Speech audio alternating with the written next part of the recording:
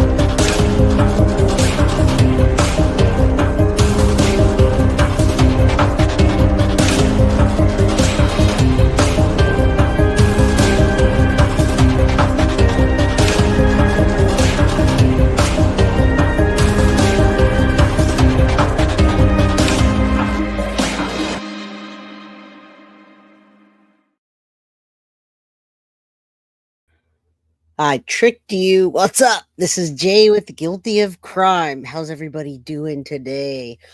It's nice to have the crew back. I love having guests, but I don't get to talk as much to y'all. So I'm going to work on having more guests. I'm going to try to, line things up. And as the new year comes and next year comes, I'm going to hopefully have a guest a week. And I want your participation as well. So first of all, do me a favor, hit that like button, subscribe if you haven't, and get your membership. I'm going to do a members only probably on Sunday because next week is a short week and I don't normally do shows on weekends. Next weekend is Thanksgiving, and many people have Thursday and Friday off, and I might as well. So thank you, Leanne. Love you too, girl. I'm glad you're in green because you guys won't want to miss this members only this weekend. It's going to be a good one. It's going to be a very interactive one with members only and the crime crew. So what's up? Good to see everybody. Today we're talking about the Madeline Soto case and the investigation, the murder investigation, forensics examined with Joseph Scott Morgan. Another great Gavin. Now, you guys go over to Gavin Fish if you haven't already. He's been having guests like every day, so go check out his stuff.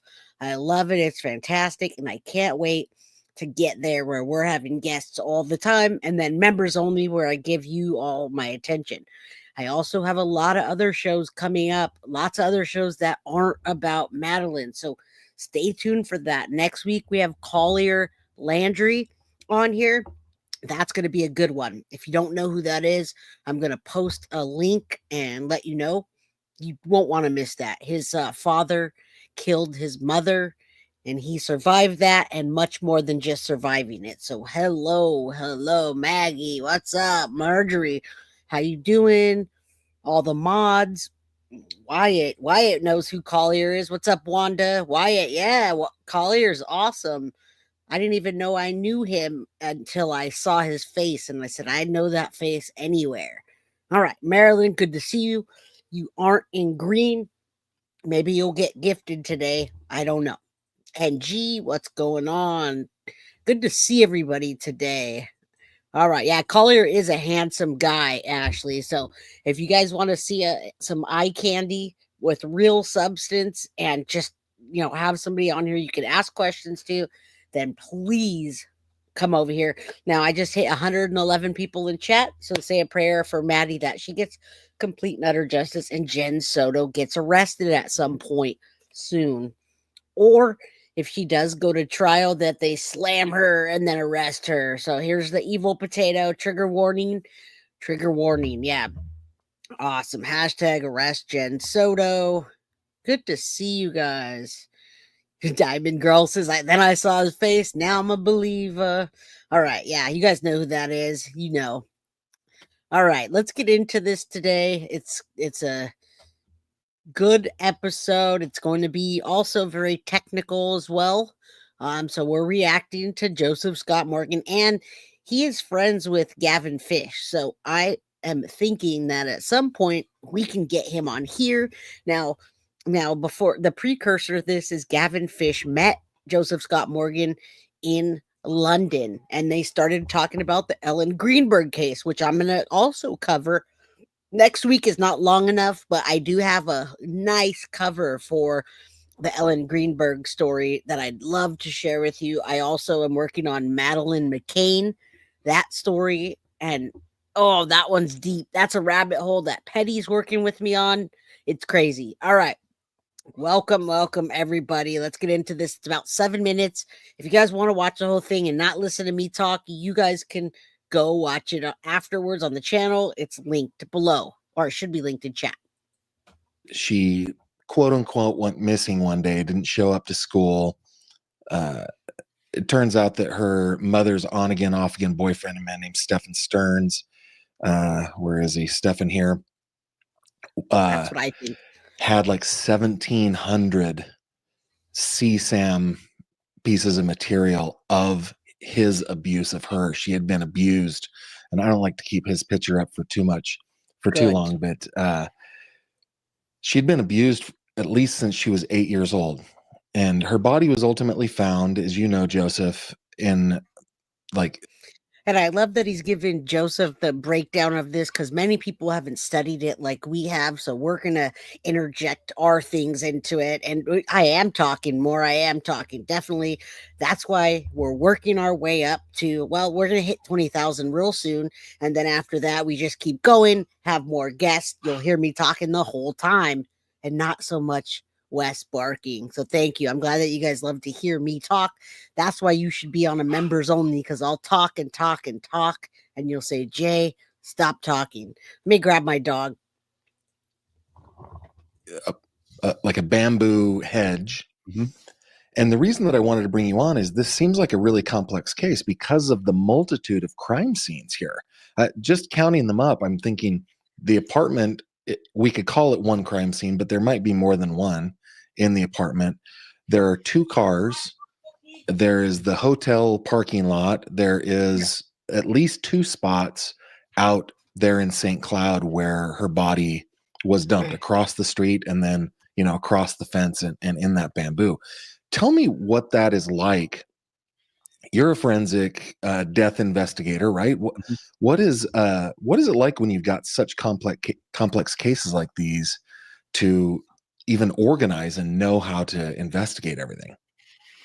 Well, your hope is that you're with a department and a group of people that are trained up to that point and are experienced to that point when the flag goes up. Because this is to say that this is multi-layered is an understatement. And again, just kind of, and I'm going into professor mode here, just forgive me for a moment, but he's in professor mode. That's why I have my computer screens behind me, because I knew this was going to be technical. If you guys have questions about anything, feel free to drop them in chat, and we'll try to interact as we go too. It can be about what we were talking about yesterday, anything that comes up. Maybe yesterday you're thinking, wow, I really wanted to talk to Jay, but chat was flying with over 1,200 people in chat and I couldn't get anything in. So feel free to do that. I'm hoping that we can start doing other cases and I can get you the audio. There's audio that I've never played before and I haven't heard it on other channels. Yolanda, this little girl, Maddie's grandma, and Jen Soto's mom. We haven't heard that. There's audio that we haven't heard that I still got to play on here. So what's up, Foxy Amazon? Good to see you. And I always see you all over the place, as a matter of fact. You have 3 categories of crime scenes. When we're talking about a physical crime scene, you have primary, right, secondary, and tertiary. Mm-hmm. And so just the fact that, we would consider where Maddie's body was found in that hedgerow of bamboo just off of the roadway there, that's going to be primary. And again, not being disrespectful of the person of Maddie, but the way we look at this, and you have to, Maddie's remains are the biggest piece of evidence that we have. I'm not diminishing her as a person by saying that. Sure. But I like that he says that. And what brings me to mind is I didn't know that the crime scene would be not the crime scene, that where he dumped Maddie would be the primary spot. But when you think about it, he went back to that spot in Jen's car. He went back to that spot in Jen's car enough where there was something from her that called to the dogs, right? The cadaver dogs. So what did he do with her there? Did he have more freedom with her body being not alive anymore at that scene where he dumped her than he did at home? Because imagine, he wouldn't be able to do things like that at home. Because someone could have walked in, and they walked in and she's not just sleeping anymore. The roommates were waking up. So what did he do to her body after he dumped her? And then he came back. And yes, I saw somebody talking about Gavin Fish had a guest, Beth Meeks. We're also going to talk. I'm going to try to get her on my show. A lot of people disagreed with her, so I'm going to actually get into that. I want to pose questions for her about this. I think I understand you, Elizabeth Toller, 100%. So I want to try to mend some of those things. Thank you so much, you guys, for the $4.99 super sticker and all your support. This is a fan-funded channel, and you have no idea how much this helps me. Ashley for the $9.99 super sticker. You guys are great. It really does help. All right, and our website is finally, I can say, done, comfortably done. So go check out guiltyofcrime.com, and I want to start having people like you on the show that email me and say, Jay, I was a victim of abuse and I want to talk about it, or I was involved in this case, I want to talk about it. I want you guys to come in and talk to me about it, and then come on my show. We'll talk, we'll introduce the case, and we'll do all that. I really want more of you people on my show. All right, so thank you. Pink Floyd. Jay, I've missed you after being MIA. I've missed you in the Guilty of Crime crew. And Bubblicious, or Bubby Bubblicious, we missed you too. We missed the crew when they're gone. But I think that anybody that would want to see this case come to a conclusion in the way that it should would recognize the value that her body holds and what it can tell us. And then, when you begin to think about secondary scenes, That's I guess my first, I would be inclined to say that the car, more than likely, because you're using the car as a means to transport her remains. And that's a big part of this, isn't it? Because, we've got this, this through line with this case where, and this is one of the more chilling part, not that there are not others, but one of the more chilling parts is that what's being alleged is that this angel's remains were being transported about in that vehicle where they think that they've captured this in videography. Yeah. And and when he's going to get into videography right now, he's right. Stephen Stearns had her body up front. She was already passed away. Her mouth was open. She was strangled. So I wonder if there were any kind of fluids that transferred onto the seat. And then he threw her over his shoulder and picked her up and put her in the trunk. Now, when somebody's in the trunk, they're going to be moving around. You hit a bump on the road. The body is limp, or maybe it's stiff, but it hits a bump. Roads aren't that good. You're going down 192 like you guys know. And what happened? So I didn't even put that together. So now we have the primary scene, which is where he dumped her. Now he's talking about the secondary scene being the car. But what about I don't even know, is it the third scene we haven't heard yet, in the room? He took those blankets, and Stephen Stearns was washing the blankets and the clothes, right? So yeah, there were things on the I'm sure on the car at the dump site, and I hate calling it that, but all right, Sharon, good to see you. I'm glad you're new here. We know Gavin, and hopefully at some point we can have Joseph Scott Morgan here on the channel, because we're all going to collaborate at some point. As a matter of fact, Gavin Fish was supposed to come on here with Jen FBI, Jen Coffendorfer, and he wasn't able to make it, but it's that close. All right. So we're going to have really good guests and things going on for you guys. There was a transfer on Jen's car even after he changed. Yes, there was. So this is interesting. Are there fluids when somebody is there some kind of fluid that may come out, or maybe like coming out of your mouth? What is it after you get strangled? What would transfer over? Was there blood? I think there might have been some blood from what I saw when we looked at the report, at one of the reports, because we don't have toxicology and we don't have the official COD. That's a damning bit of evidence, I think, particularly because you've got a conveyance that's being used by the accused containing the remains of a 13-year-old child recently turned 13. Yeah. And she's in an attitude, and we're going to hear more about this, I think, as this comes, as this case develops, if it does in fact make it to trial, where she's in the position it's such that she does not appear to be still with us, to put it mildly, at that point. And so that lack of animation, and she had fallen postures, across the center. Like, they have images of her in two different positions. Yeah. Kind of back. Yeah. And if it's not chilling enough, this goes to, for me at least, it goes to me as a direct insult to the person that she was. It's disrespectful of the remains. And I know in the whole grand scheme of things, that doesn't mean it does mean a lot, because many times people get charged with that. When someone moves a body or does anything to a body, it's desecration, and they get charged with an additional charge, which we do want the death penalty. So I do hope that they charge Stephen Stearns with everything they can.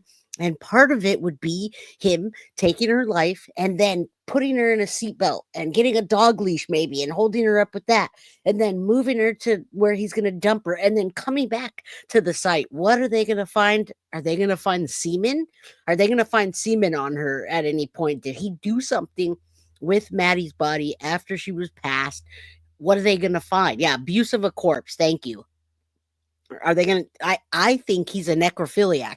You guys heard me last night talking to Koff saying I think he's into necrophilia. It's not a far stretch. He went back to that site. What did he do with her? What did he do with her? I could only imagine. And what fluids are they going to find? Len Riches, good to see you. Leilani Simon sentencing, the drama, and Baby Quentin was an afterthought, especially from her. But everyone else is trying to save her. And it's so sad that she only got life in prison with 10 years on top of that. And the rest is consecutive and concurrent. They should have just gave her LWOP. Anyway, let's get back to Maddie. And we're talking about the transfer, the crime scenes, what would be there, and what you guys think. A lot to some people. It does to me, though, because you can tell a lot, I think, in my experience at least, having worked in New Orleans and Atlanta. You can tell a lot about a perpetrator, the way they treat the dead, because we talk about, one of the things that we talk about is memorialization of the dead. How are they treated in death by an alleged perpetrator? Are the bodies covered? Are they, Yes. And when I say covered, are they buried? Are they concealed?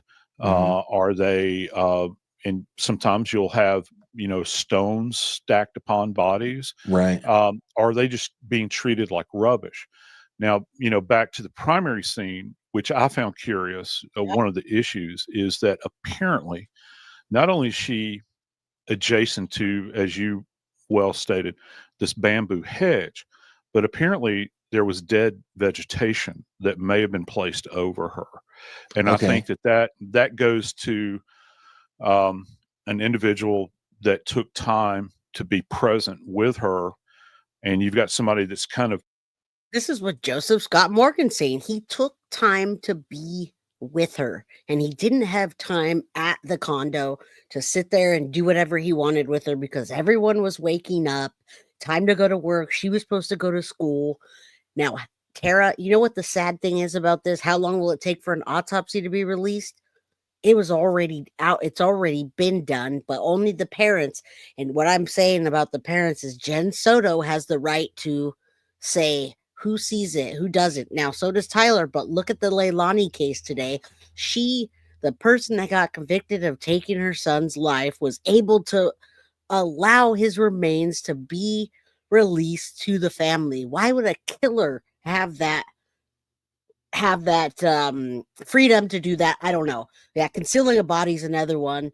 And yeah, you guys have great questions and great comments today, man. This is very disturbing. Someone did talk about one of his exes, and this is what sticks out. Why I think he's a necro is because he was having sex, and he said, "Don't move, don't breathe, act like you're dead."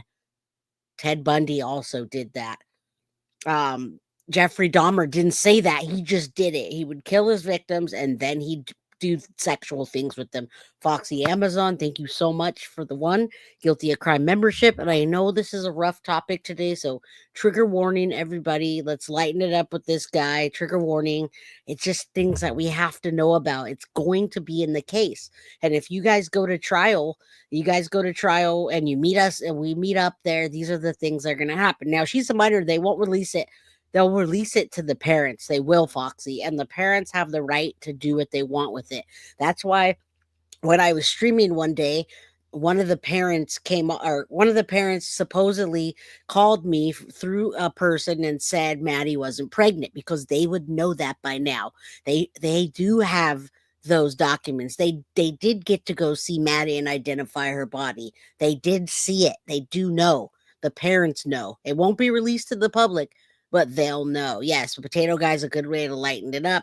I think he was having trouble getting his pinky winky up. Probably. What's up, baby fingers McGee? How you doing? All right, let's listen. He's thinking real hard right here. Listen up. Trying to think this through. I've gone to this isolated, and when you look at the aerials of this thing, he could have gone a lot further off the road. Again, Sure. This goes to speed, I think, and convenience on the part of the perpetrator, trying to put as much distance between themselves as quickly as possible between themselves and her remains. If he had taken time to march back onto that property further and further and further, we could tell more. Because it does seem like there are like trees and everything back there, right? It's yeah. And for those that have not been in this region of Florida,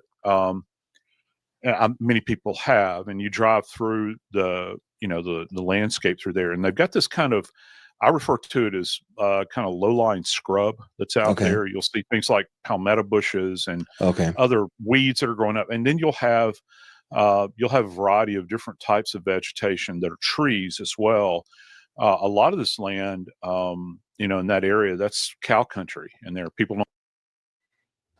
You did hear that. I didn't talk directly to a family member, but Lil Red, I was on a live stream when a person called me that was in contact with the family and said the family said she's not pregnant. So yes, I did say that on my channel. It was never confirmed via paperwork by me, but many of you guys were here when I was on the phone with the person. The person called and I said, "Oh," and they're like, "Hey, let your audience know Maddie's not pregnant." A person from the family told me and they called me. So yes, that happened on my show. I have not seen paperwork yet, so I can't verify that until I see something. All right. Closer to, this is more north, right? Closer to Panhandle. I'm missing something. All right. Do you believe or think they're just saying stuff? Lil Red, we don't know until we don't know if it's just they want us to be quiet and stop saying that, which I didn't say. I stopped that. We don't know yet. Catherine, justice for Maddie. Good to see you here. All right. Until we have paperwork, we can't tell. Associate, Florida with cattle, but it's Florida has some of the largest cattle ranches in the nation, right? So yeah, you're absolutely right, and horses as well. And so this is agri area, out in this region. It's a place that you would have to be familiar with, to wind up there.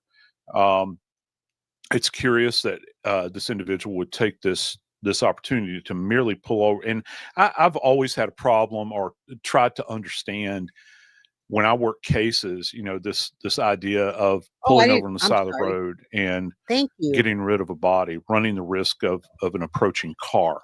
Yeah. How much speed can you do? Can you do that with?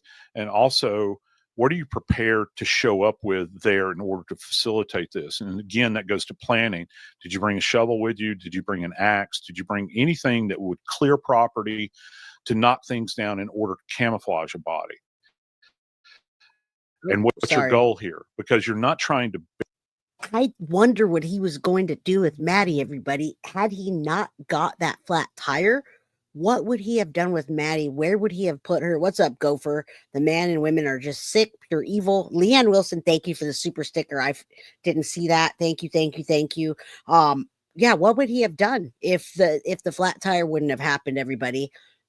He just dumped her in plain sight. Again, I don't like saying that, but that's what he did. He put her out right in the open. We saw the picture. Some of you may have saw the picture of the officer or the deputy that posted Maddie's dead body on social media. I saw it. And it was just looked like a sweater and jeans. You couldn't see any faces or anything, but yes. Did you see Gavin Fish? Oh yeah. Oh, on his way to alligators. Good one. Good one. Yeah, I did see the Gavin Fish expert yesterday. She was great, and I want to get her on. I'm going to approach her as well. I also just watched a show where the mom was being let out on parole after drugging and graping her own daughter with her boyfriend. So think about that. It's not far off from Jen Soto doing that with Stephen Stearns. Yeah, Jen seemed to think Maddie was going to be fed to the Gators as well. 192, guys, 192. All right, let's keep going. Bury her. If you're trying to bury her, you would have pre-dug a grave, or you would dig a grave while the remains are there. You're trying to put her in a position and conceal her just enough so that you can, blast out of there as quickly as you can and try to stay in concert with this narrative that he eventually puts forward. Now, I have a couple questions about this primary crime scene. Obviously, neither of us have been there. We've just read the reports and so forth. Mm-hmm. But as I understand it, there was a barbed wire fence like you would see around, cattle grazing fields. I don't think that he opened the gate. I think he had to get her over a barbed wire fence. And as a kid who grew up in farm country, getting a kid who's alive over or through a barbed wire fence is no easy task. If you're doing it with a dead body, I would imagine that there would be some sort of laceration or abrasion that she would have suffered there. And then my second part of that is her body wasn't found until the 1st of March. Yeah. She went missing on the 26th, and I think we're in leap year, right? So we're talking 5 days. Yeah, 4 or 5. Yeah, 4 or 5 days. Okay. So let's remember this. Maddie's body was found 4 or 5 days after, and he's going to ask what state it's going to be in. Now, JVA 192 is the road, the long road that goes all the way from where they lived in Kissimmee to St. Cloud. And Stephen Stearns got a flat tire on 192, and Jen Soto told the officers 192. It's like she was leading them to that. She also said that, Maddie might have been strangled, and maybe Maddie was in the trunk.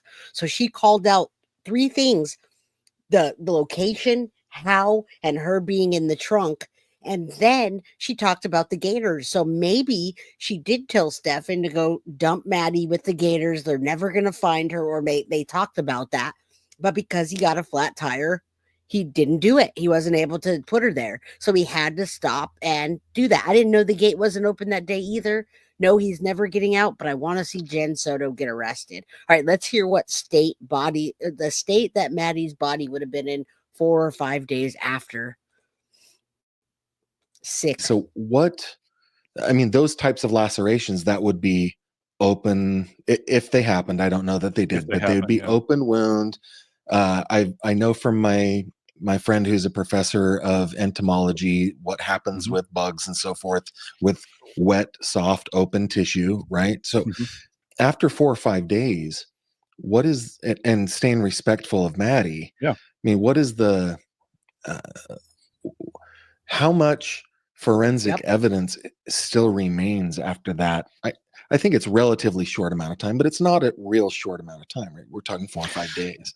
No, but as I always teach, heat speeds everything up. If you just think back to when you were taking your first physical science class back in junior high, middle school, 7th, 8th grade, the first time you're ever introduced to an alcohol burner or a Bunsen burner, heat accelerates everything. Okay. Yes. And so we know for a fact that,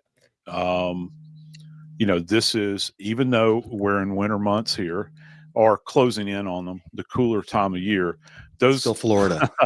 It's still Florida. Right. And you're down, you're downrange in Florida too. It's not like you're up, near the Alabama or Florida or Georgia, border. This is an area that you're not going to get frost in. You're not, the weather is not going to vary tremendously. So I will correct that. The gate was open that day. So Stefan Demon Lazy Stearns didn't pick her up and have to put her over anything. He walked her. He probably drove into that way and got a flat, possibly. Unless he just, once he got a flat, I think he got a flat and then said, oh, shoot, I have to dump her now. And I don't like saying the word dump, take her over there, but in the terms of the law enforcement, it's dumping a body. When they talk about what serial killers do, but we'll say placing Maddie's body, probably he did that because of the flat tire. The gate was open that day, so he didn't have to do that. He didn't have to take her over anything. I didn't think he had that much arm strength to lift her. Well, he did lift her from the front seat to the trunk. So Joseph Scott Morgan isn't an expert in the Madeleine Soto case, but he's trying to break it down.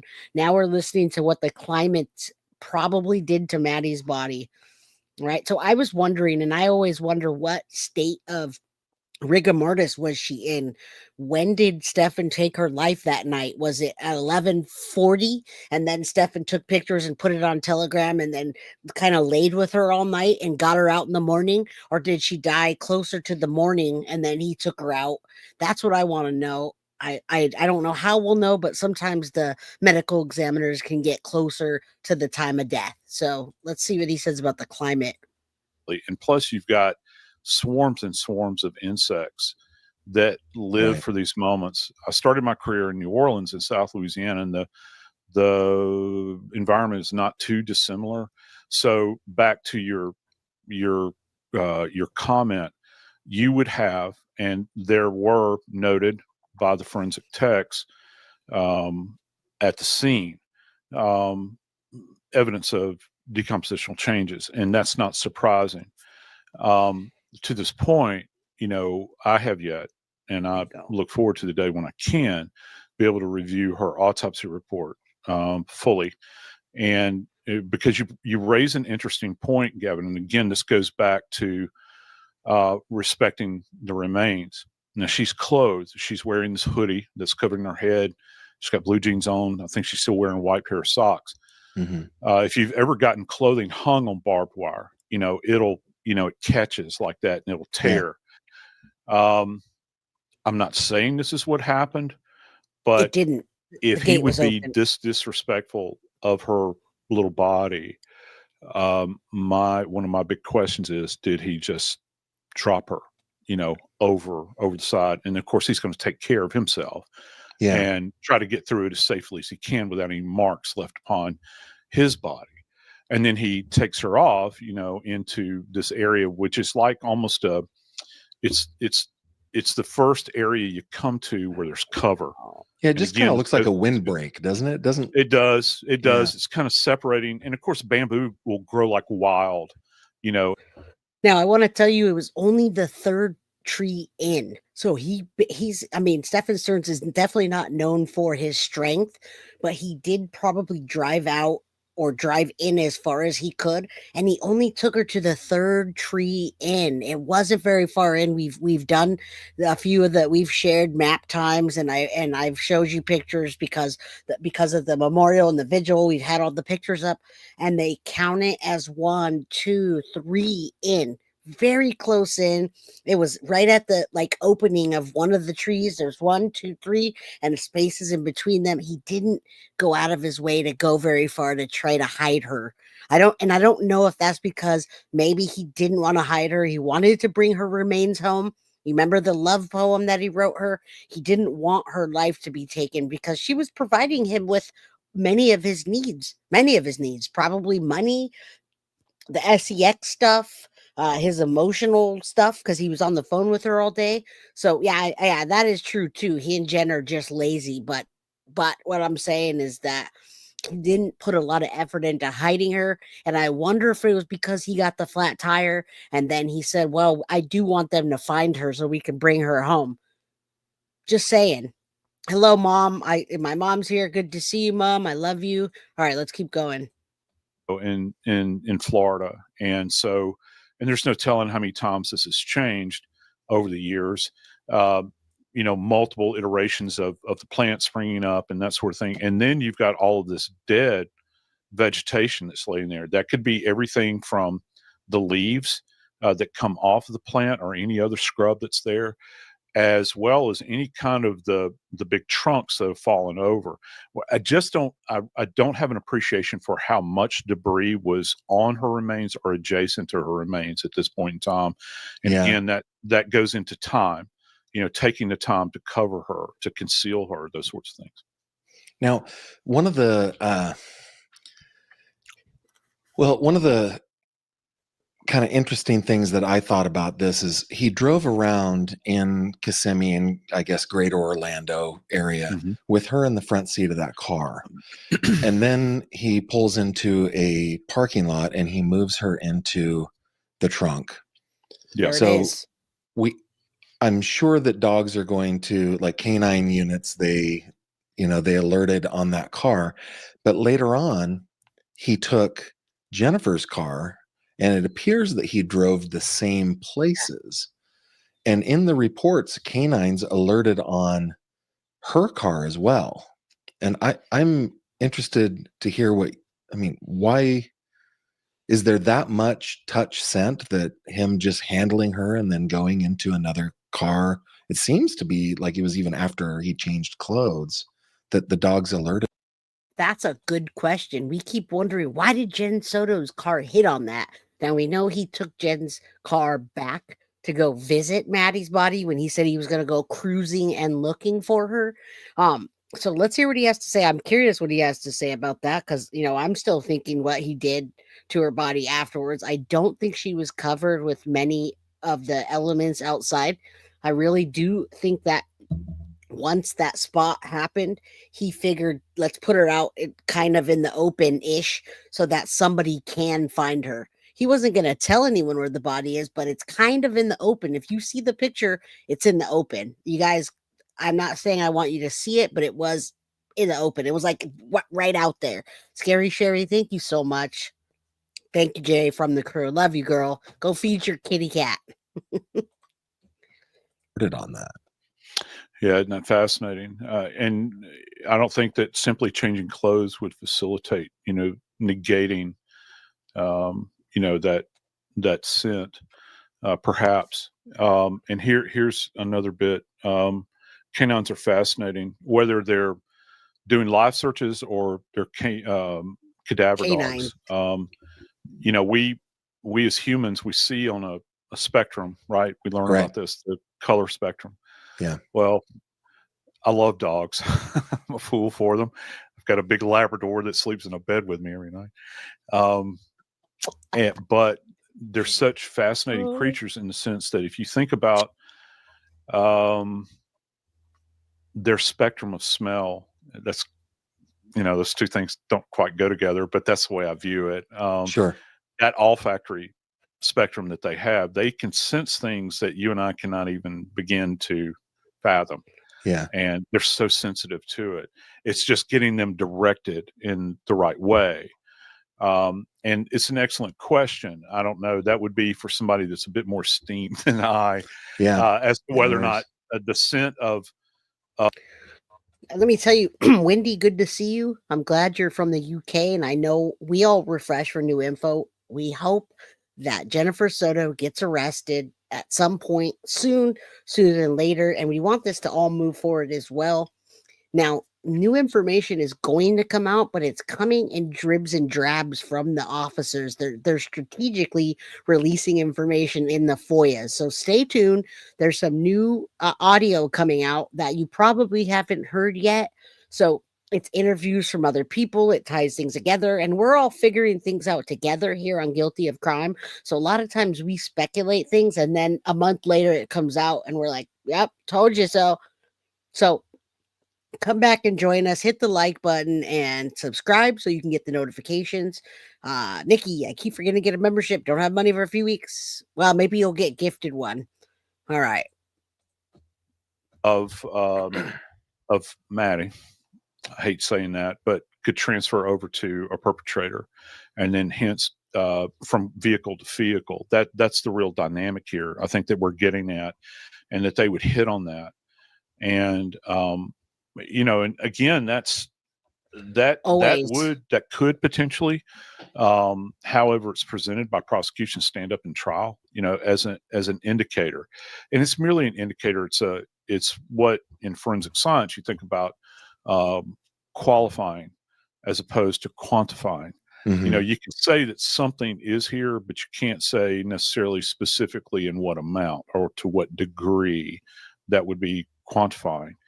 And so I think that it's a qualifying finding, certainly, and it'll be interesting to see how far they could go, because that's going to be essential, isn't it? Because you're talking about transferring of vehicles here, and again, that goes to this idea of secondary scenes, right? Yeah, there it is. Which is quite fascinating. And I don't want to bury the lead, but when you think about the home, that if that's where this event took place, Maddie's then life, again, that's a secondary scene as well. It's not tertiary, to this. What's the difference between the secondary and tertiary scene? Well, the tertiary in this case, for my money, any other items that you might find, I'm thinking the laptop, and the bag. I think there's a T-shirt, if I'm remembering correctly. One of her Crocs. Yeah, those items dispersed over space there. Each one of those would have been a tertiary scene. I had a professor many years ago that talked. That's interesting. So there's two secondary scenes here, and that would be in the car and at the scene where Maddie was probably, her life was taken, and then so we got those two, and then where he placed her body, hopefully. And I wonder about the house. Somebody said, and we kind of speculated, that there was vomit on the floor in Maddie's room. Now, I couldn't tell if that was slime or if she threw up in there or what that was. So I wonder what that is, what that was from. Was that part of the scene? Clar, I didn't get your email yet. I will check it out. Thank you, love, for the $1.99. My girl, appreciate you. Talked about like in the Simpson case, where people don't talk about this part of it a lot, about the trip that he took in the limo from I think from his home to LAX, and if things could have been thrown out of the window. And I remember from the limo as he's being conveyed to pick up to get on the plane, wound up in Chicago. I'm not going to go down this rabbit hole too far, just as an example. Anything that like he would have tossed out, that would have been a tertiary scene. So. Gotcha. Okay. Tossed out. So there you go. Gotcha. Okay.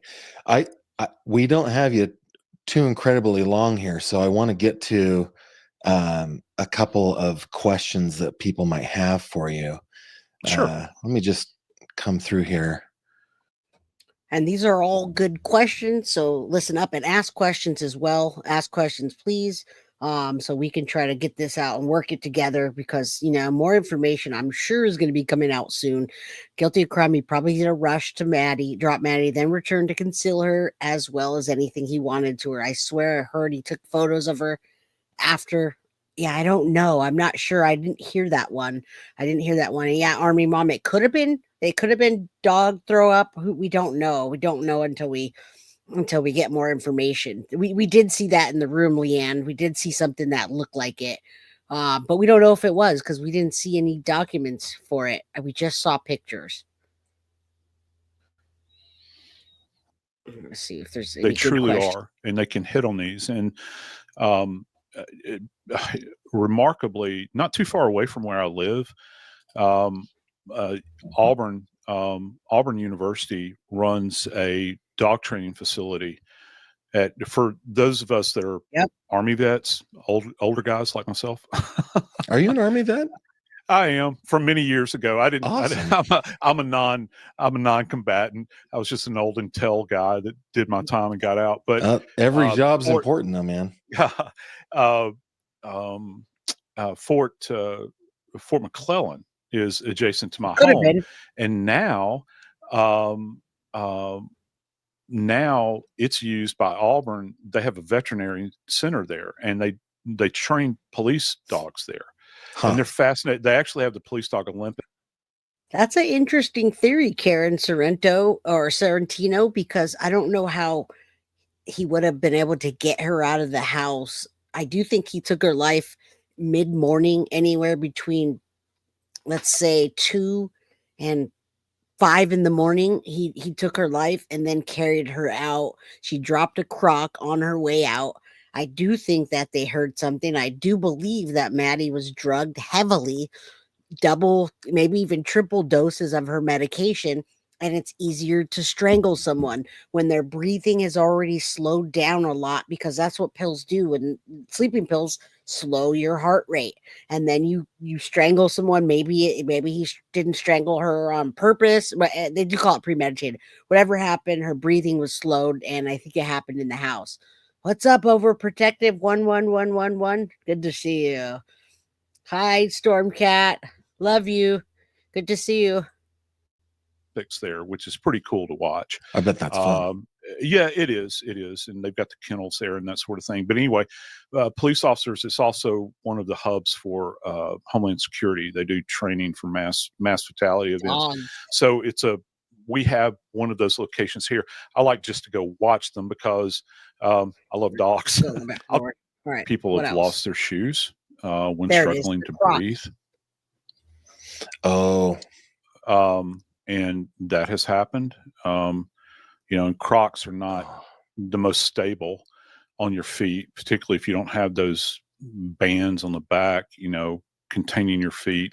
Right. And even if you do, because, when somebody is being deprived of oxygen, there's this primal event that takes place where. So that's been a big question, is the Croc, Ashley. Why didn't Jen notice Maddie's cell phone? Why didn't Jen notice Stefan's cell phone with 1,700 images? Why didn't Jen notice that Maddie was drawing perverted pictures of a child giving a BJ to a man? I ask you that. Tish, I think Stefan Stearns got the flat with her in the trunk. He was scared. Then karma began to kick in. This show is so interesting. Thanks, Jay. You're welcome. Thank you for the $5 super chat. I believe that too, Tish. We're on the same page. Graciela, thank you so much for the Guilty of Crime membership. I hope somebody that wants to come to the members only this weekend gets it. Yes, her hyboid bone was broken. We do believe it was strangulation, her COD. We don't know, though, because we don't have the paperwork. But that was leaked out. The Croc, y'all, the Croc. You're struggling to get your breath. And there's a big adrenaline uptick with this as well. So you'll have this fighting that takes place, this grand struggle. And it would not surprise me. And again, this would go, I think, perhaps to disorder on the perpetrator's part. What does that tell you? That he's disorganized in what he's doing, that this is something that, for whatever reason, perhaps he flew into a rage to do this, to facilitate this. Maybe it's something he'd been planning, but he didn't plan it out very well. I have no idea. But, I cover a lot of cases in the media and certainly have worked a number where you have people that. And that's why he knows so much. But Scary Sherry, I do think that we're going to know exactly what happened. We had a whole conversation about that with Koff yesterday, and she believes the reason they haven't arrested Jen and why they gave her that immunity, the derivative immunity, is because they want to know exactly what happened. They want to connect Stearns to all the pieces, all the things, and all the times. That's the only way they're going to get a full story, is if they don't arrest her, because he's not talking. So I do think we will find out. Leanne, thank you so much for the $2 super chat. Why it was her hyboid bone broke. Why hyboid bone broke. It was. That's what her COD was. That was part of it. And when that happens, it's strangulation, which takes 3 to 5 minutes, or I'm sorry, 2 to 5 minutes to strangle someone. Probably on the lesser side if your heart is already slow from a bunch of pills. So it could be a combination of things. All right. We'll put a very fine point on this, but those people are the exception. They're not the norm. You know, there's not some dark force out there that's highly organized that does these things. Exactly. Most of these familial, and I use that term very loosely when Sure. it comes to that person. Yeah. Most of these familial events are very impassioned. And of course, the cases that we have that are rooted in this familial dynamic tend to be some of the most violent that you'll ever see. I think, and that's another reason from a clinical standpoint that I would like to see the autopsy to try to understand some of the other insults that she had to her remains, even things like old healing contusions, perhaps, if there's anything there, any kind of evidence of ongoing abuse that has not been made public yet. And he's right, you all. If we ever get later on, many times things come out in a case that aren't supposed to. Her autopsy could be pretty horrific from the abuse that she endured for 7 years or so. That, well, we speculate for her to have been, 7 years old to 13. So over that time range of being essayed, there could be some pretty bad things in that autopsy report. It will help, but she's a child. Good afternoon, Martha. How are you doing? Yeah, that too. That I guess that's what you call that, right? I call it necroactivity. And to see if if she had been beaten in any way, if she had sustained any other kind of trauma that might be old, and you have like resolving injuries. And let's face it, when it comes down, and I'll say it plainly, this is a child abuse case. Yes. And one of the hallmarks in child abuse examination is we have a scale relative to contusions that we use in order to grade them. Child abuse investigators with the living use this as well. We use it in elder abuse and child abuse, where you have, you can apply time to the status of injuries on bodies. So I would like to know that, I would like to have a better handle on the insults to her neck that they've alluded to, because they have used the term, I think, strangulation. They have. Yeah. And they have. Again, that's not putting a very fine point on it. There are multiple types of strangulation, so I'd like to know that more. So you just did something that, as a reporter that goes to trials pretty frequently to cover these things, you just did something that professional forensics people and investigators do. I want to point out, and I want to get your thoughts on it. I don't even know if you know what you did. I probably don't. But I'm kind of an idiot. So he's kind of an idiot. He's one of the smartest people I know. No updates on the trial, other than I can say the trial's probably not going to happen when they say it is. It's going to get pushed out. And when they talk about it, it's actually just a big, it's a big hearing. It's a status hearing. It's not the actual trial, especially if it's a death penalty. They still have to find out how to pick a jury. And all of that. So it's going to be a while. It's going to be sometime in probably 2026 or 2027. And I really would like to go. Absolutely. I'd love to go to that trial, even if I only got to go for a couple days, because I wouldn't be able to go the whole time. I really want to go. And the farther out it is, the better chance that I have of going. That trial is going to be traumatic and outrageous. I wish that Stefan would just not go to trial and plead guilty, but we'll see. I don't know that they're going to offer him I think they want the world to know what happened. I don't know that they're going to offer him a just quick sweep it under the rug like Chris Watts case. The Chris Watts case, the reason we're still on Watts Island, so to speak, is because people don't know exactly what happened. So many things were just moved along that we didn't get to see it. Again, those were children too. So I probably don't have any memory of it. Those of us who are amateurs at this stuff, we will say to ourselves, hey, the croc there was one crock in a bedroom, there was one crock in the trash, and then we will jump to a conclusion. Oh, maybe the murder happened in that room. Maybe she kicked off.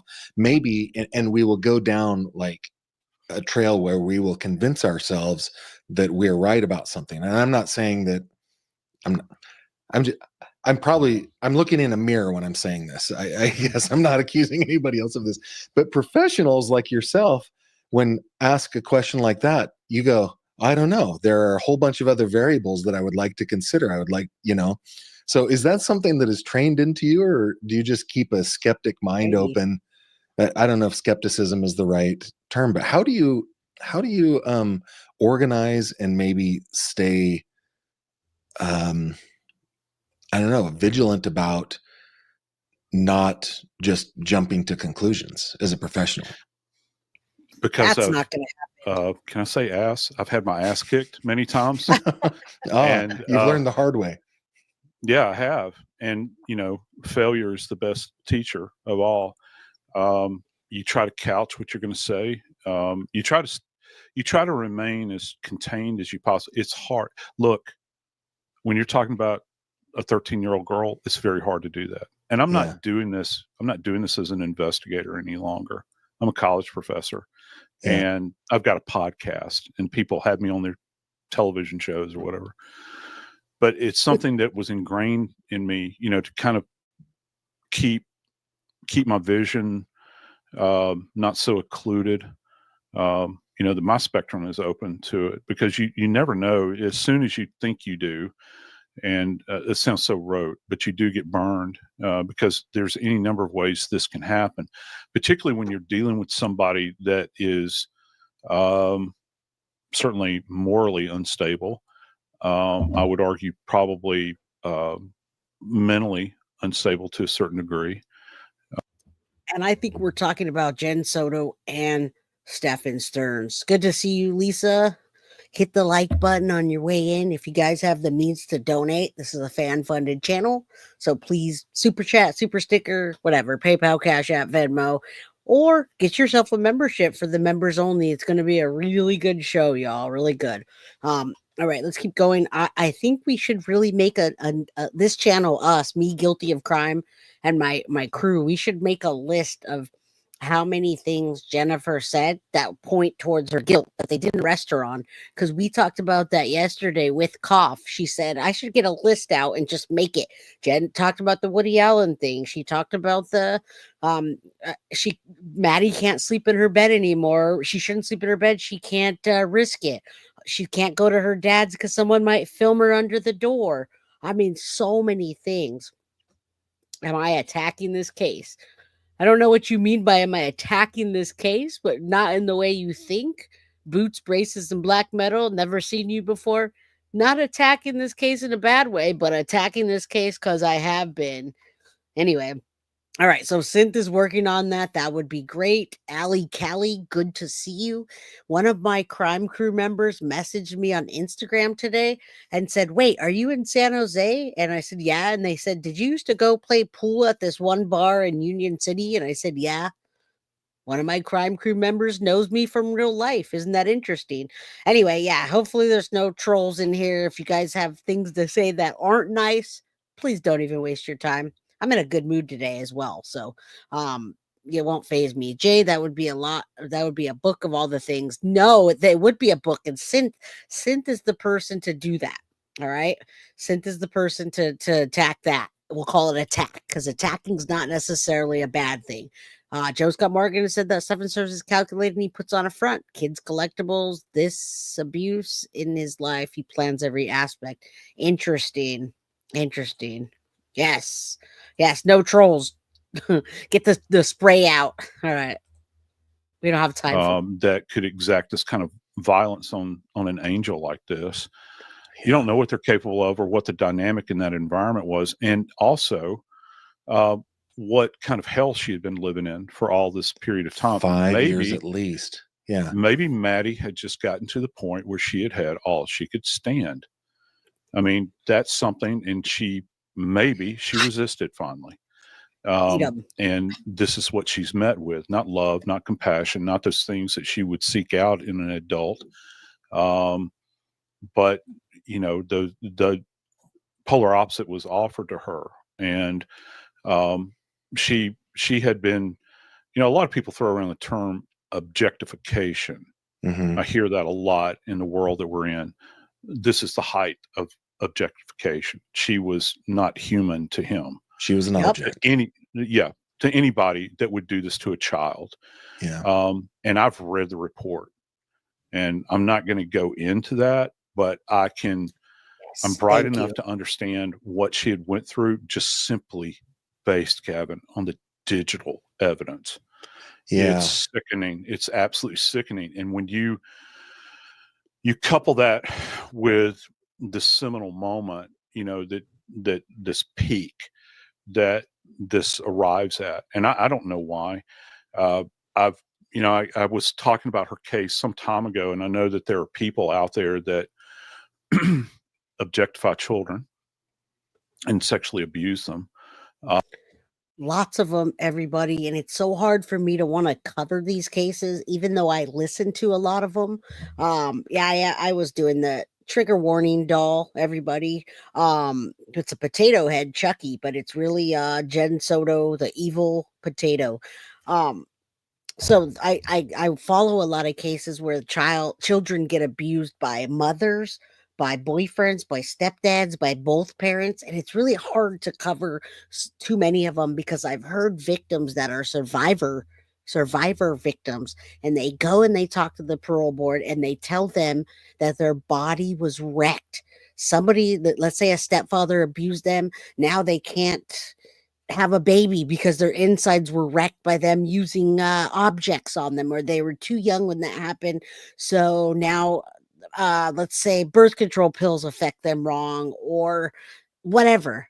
Their body at a young age, when that happens, it really messes them up. Yeah, it doesn't get any easier. And I hate to say that, but that's what happens. It's what happens when a child gets abused by a grown man or a grown woman, and they're being abused in that way, in that manner that Joseph Scott Morgan's talking about. Ali Callius is a mandated reporter, and I've seen and heard so many horrible cases. Me too. I'm not a court reporter, but I've heard way too many cases, horrible, horrible things that I don't wish on my worst enemy. And by the way, an adult cannot have sex with a child. They rape children. That's period. Yes. That's the only way it can be explained. Yep. Thank you for saying that.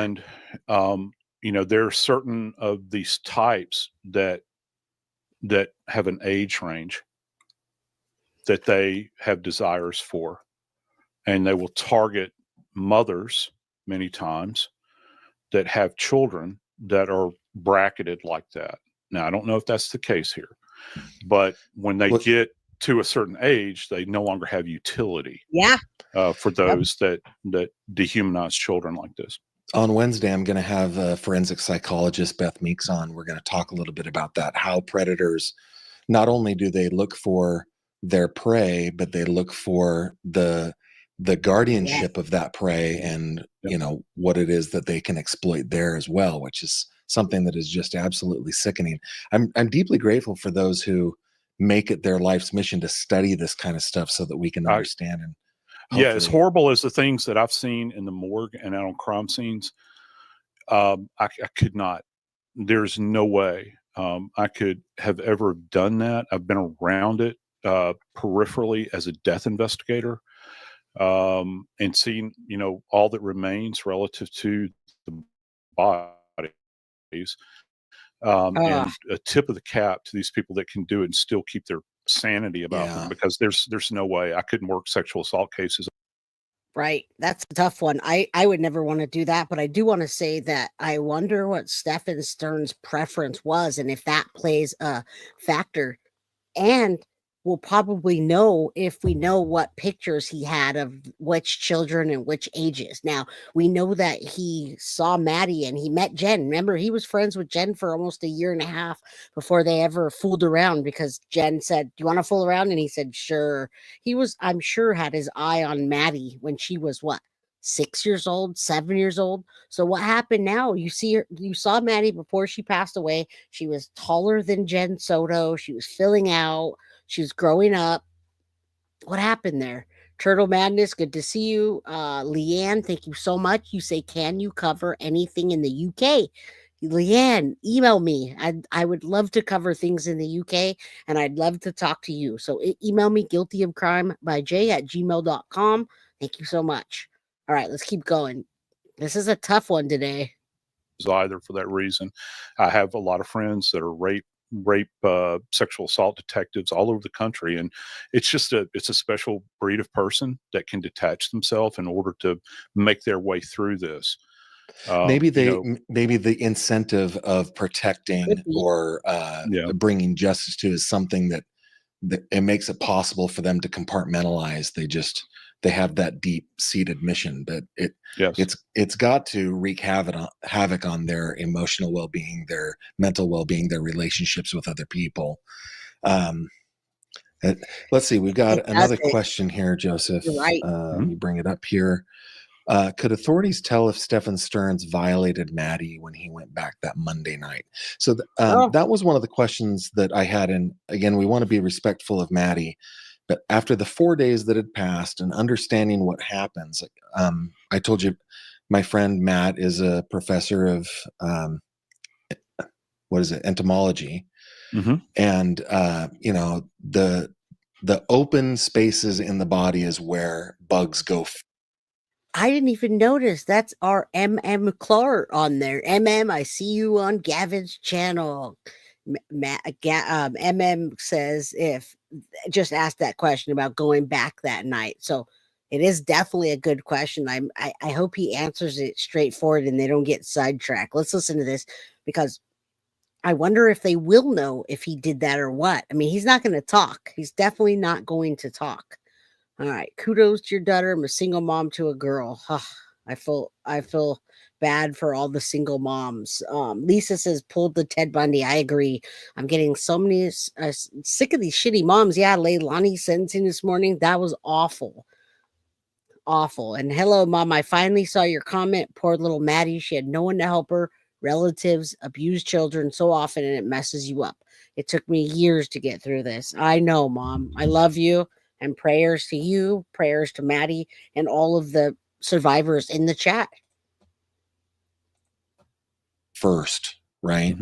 So I had wondered, as a death investigator, when you are 4 or 5 days out, is it possible to tell if there had been a violation of that little girl that many days after the fact? Yes.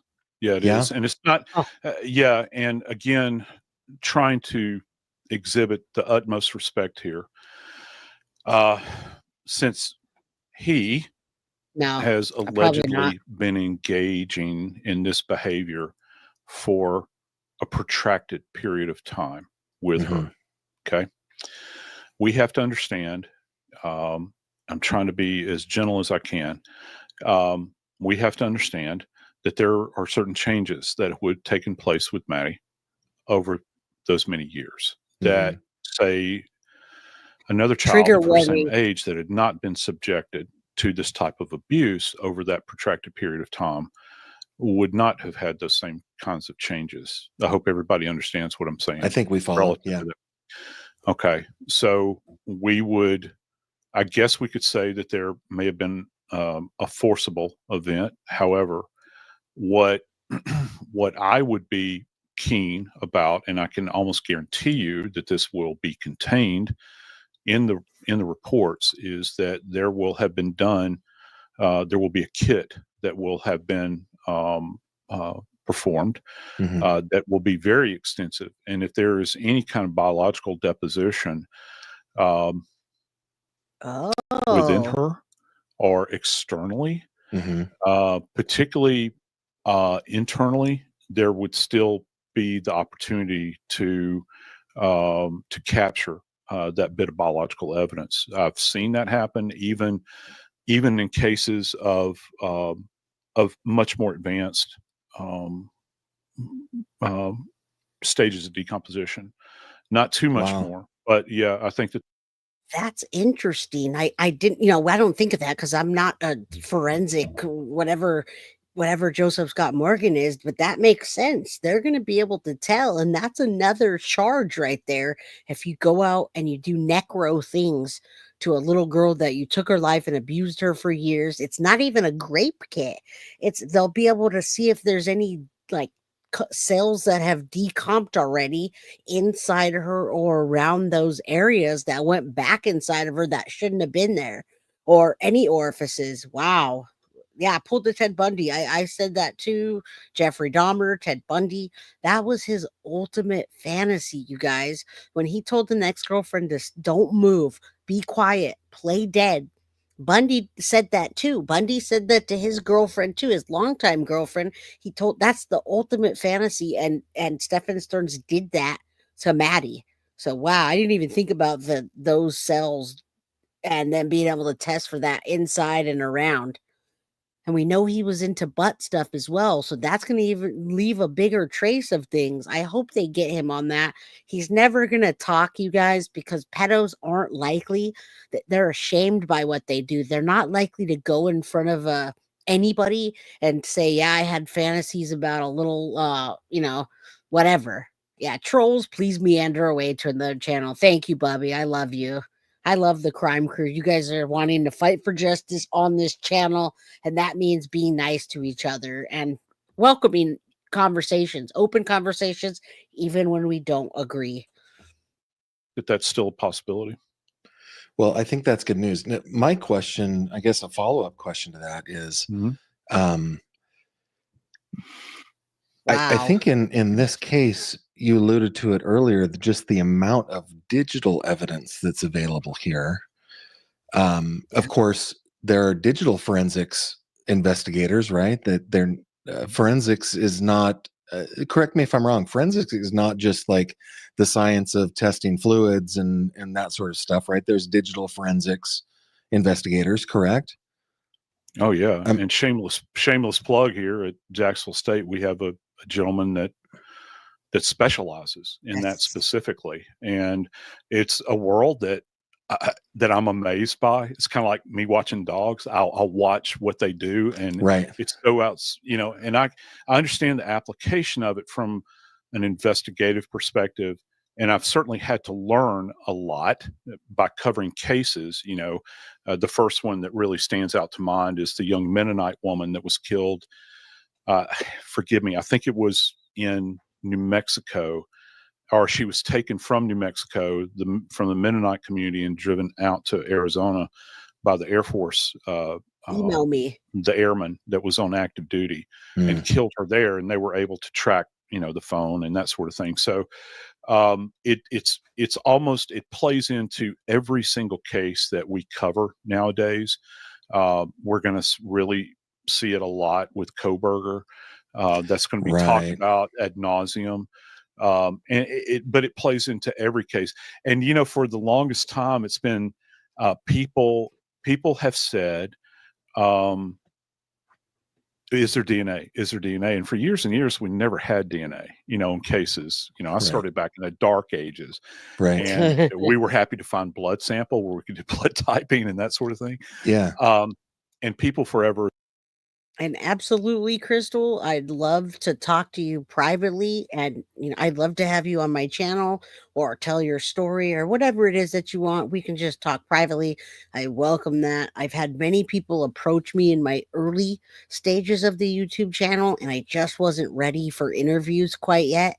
And now I am. So anybody that wants to talk to me or come on here and talk about something or talk about a case that's happened to them, with them, they know about, just email me and we'll talk about it. And I'd love to have you guys on my platform. And I am sorry that you went through this, Crystal. I truly am. I mean, you see, my mom went through that, and I heard about that my whole life with her. I had to be she was very careful with me, thank God, because of that. She was extra vigilant, like Jen Soto said that she should have been, right? So yes, you can come on. Email me. You always email me. We've been stating, is there DNA? Well, concurrently, Is there digital evidence? Is there digital evidence? Because, it goes a long way, doesn't it? That is something that can be quantified. And in this one, there's an avalanche of digital evidence. Yeah, there is. Not only are we talking about the stuff that they found on his Google Drive and on his hard drives and so forth, but the traveling around, his the pings of his cell phone, the traffic cameras, the cameras connected to Fusus from businesses and so forth. I mean, it's an avalanche. So the question is, what is your opinion on whether or not Mr. Stearns will take this all the way to a trial? It just seems like there's so much evidence. It does. Do you think he will go that far?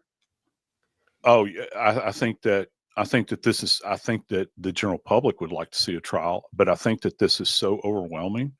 I don't, Gavin, I don't know if I recall a case in recent history where there's been this much digital data. Just looking at. Actually, Koberger has lots of digital data too, and that's why one of the big reasons is taking so long. That, and I feel like it's getting like Delphi, right, with conspiracy theories and things. But that's why when you guys think the trial is going to happen, like Tara on your birthday, the one in January and one in September, it's not going to happen then. I guarantee you it's going to turn into a Koberger thing where it pushes out, unless somebody like Stefan or Jen come forward and they decide to talk and either take a plea or whatever it might be. I really don't think the trial is going to happen. And it's going to be interesting to see if they televise something like that, because how could you even talk about that stuff?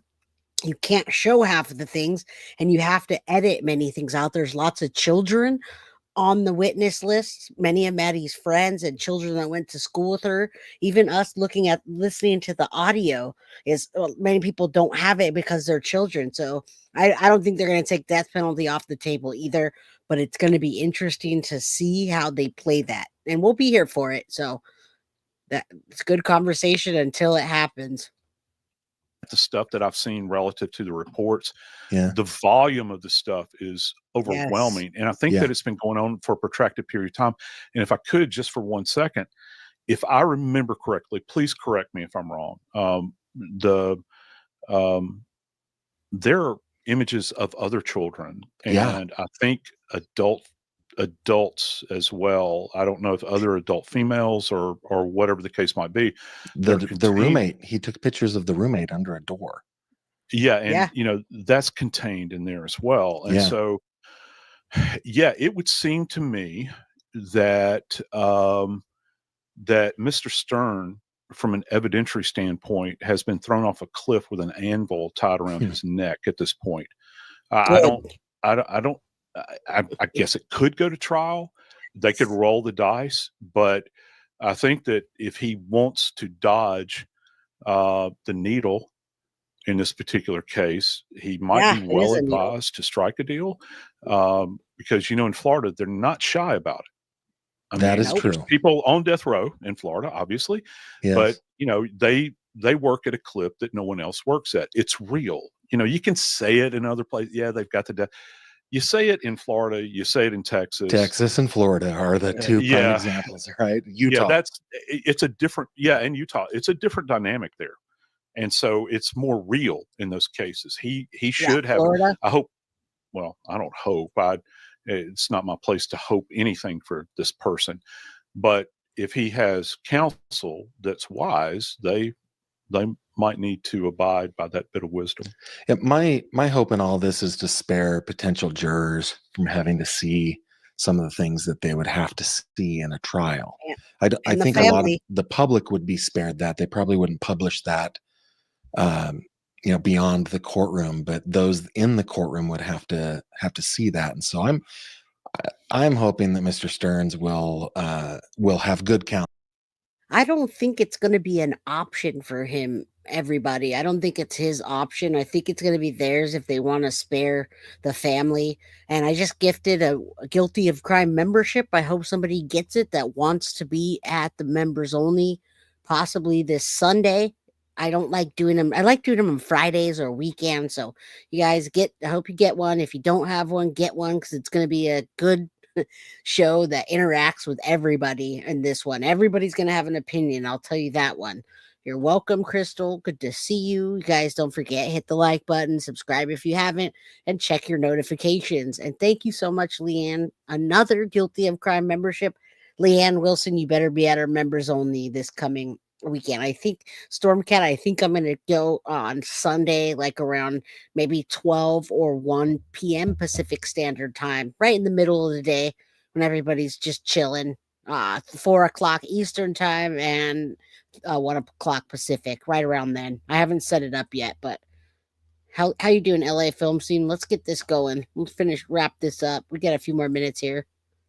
Counsel, and we'll counsel him to just go away to your prison for the rest of your life, so the rest of us don't have to think about you anymore.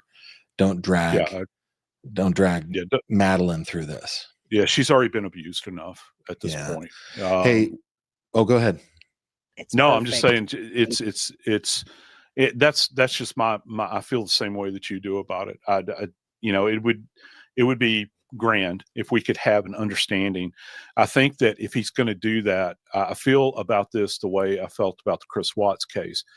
It angered me to no end that they never made that animal allocute in open court about what he had done. See, great minds think alike. That case, the Chris Watts case, is one of those cases that's like Casey Anthony. It's one of those cases that you just can't get your mind off of 5 years, 6 years later, because they never put it in open court.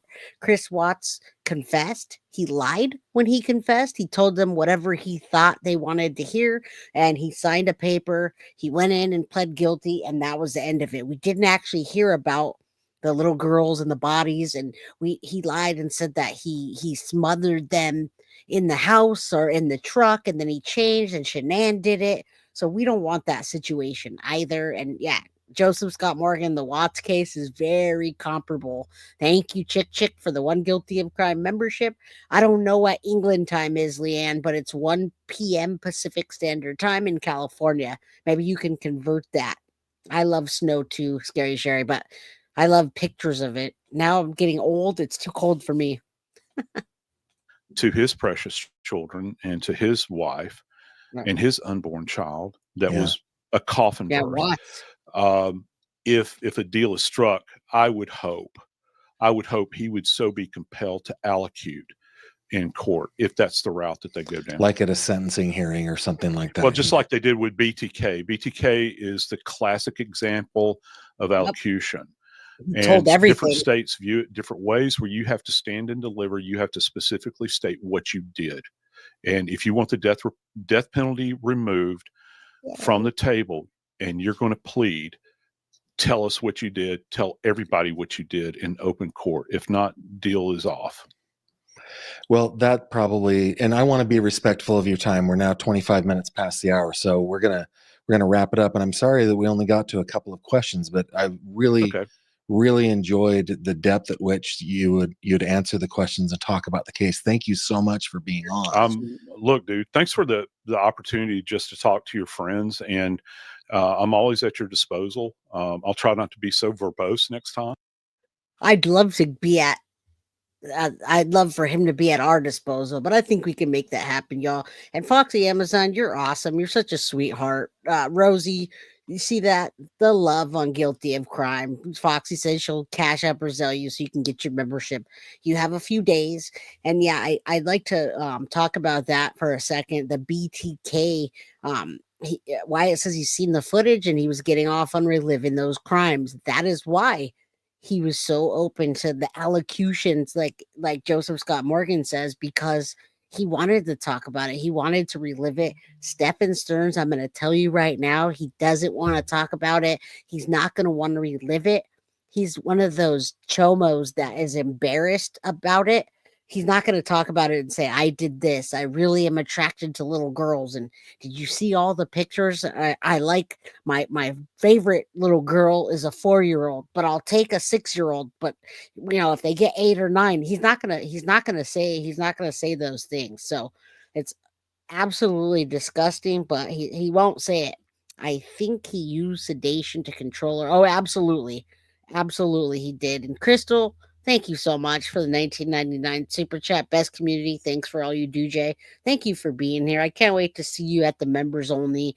BTK is one of those people. Ted Bundy only talked later on because he was trying to prolong the death penalty.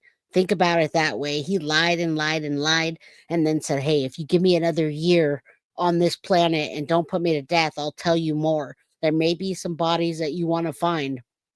If you want to go to death row, go to Florida and commit a heinous crime. You're almost guaranteed to die by lethal injection, I believe it is now.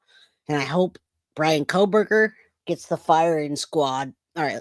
Dahmer's awful. They're all awful. BTK is just an absolute monster. I don't think they have much to say. Let's finish this and then we'll be out of here. No, we love it. Love it. But yeah, I'll be more than happy to come back anytime that you would have me. And I look forward to hopefully you and I getting to see one another in London. Yes, indeed. We may be doing something together in London.